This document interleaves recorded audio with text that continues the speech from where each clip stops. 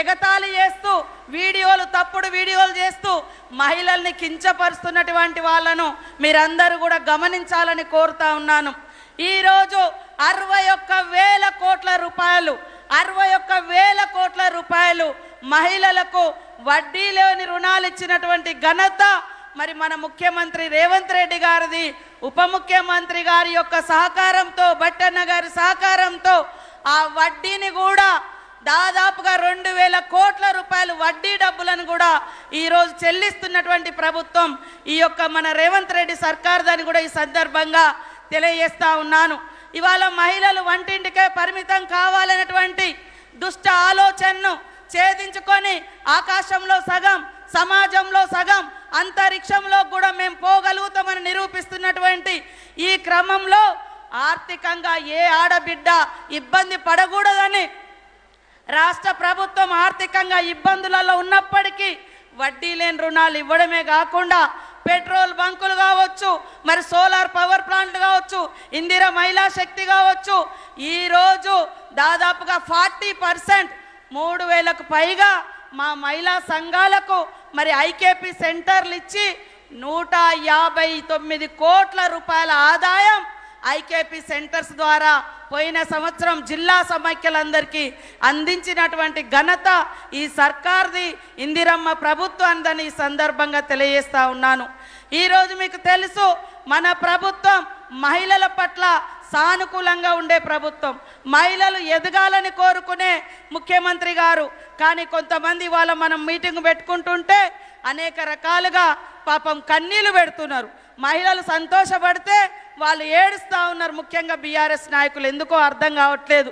అన్న ఈరోజు మా మహిళా సంఘాలలో 67 లక్షల మంది ఉంటే 12 నుంచి 14 లక్షల మంది చదువురాని మహిళలు ఉన్నారని గుర్తించి మరి మా దివ్యా దేవరాజన్ గారు వారితోటి ఎప్పటికప్పుడు జిల్లా సమైక్యలతో మీటింగ్ పెట్టి అమ్మకు అక్షరమాల అని చెప్పి ఈ రాష్ట్రంలో 12 లక్షల మంది మహిళలకు చదువు చెప్పించేటువంటి కార్యక్రమం. ఇప్పటికే 6 లక్షల మంది లిటరసీ ఎగ్జామ్ రాసిర్రు, పాస్ అయినరు.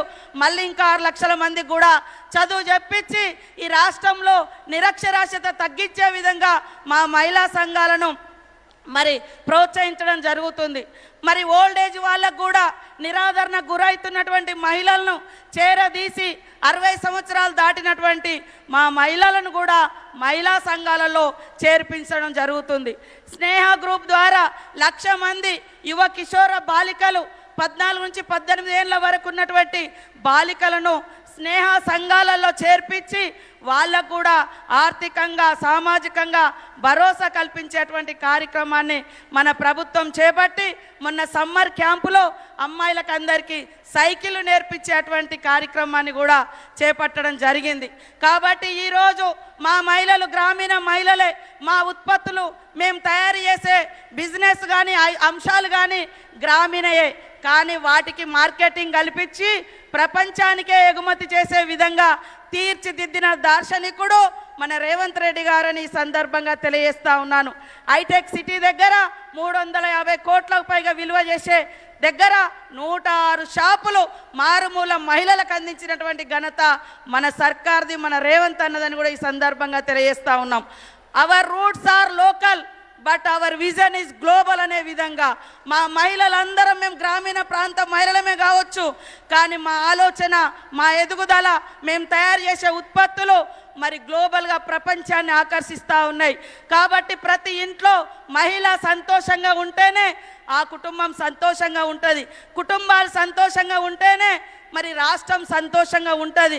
ఇంట్లో ఇద్దరు సంపాదిస్తే కుటుంబం సంపన్నంగా ఉంటుంది, రాష్ట్రం సుసంపన్నమైతేనే లక్ష్యంతో మన ముఖ్యమంత్రి రేవంత్ రెడ్డి గారు పనిచేస్తున్న ఈ సందర్భంగా ఈరోజు తీసుకొచ్చినటువంటి 553 బస్సులకు ఓనర్లను చేయడం, గతంలో 5 లక్షలే వడ్డీ లేని రుణాలు ఉండేది, అది కూడా పోయిన ప్రభుత్వం బీఆర్ఎస్ ప్రభుత్వం 4,000 కోట్ల రూపాయలు మీ వడ్డీ డబ్బులను కూడా ఎగ్గొట్టిపోయినరు.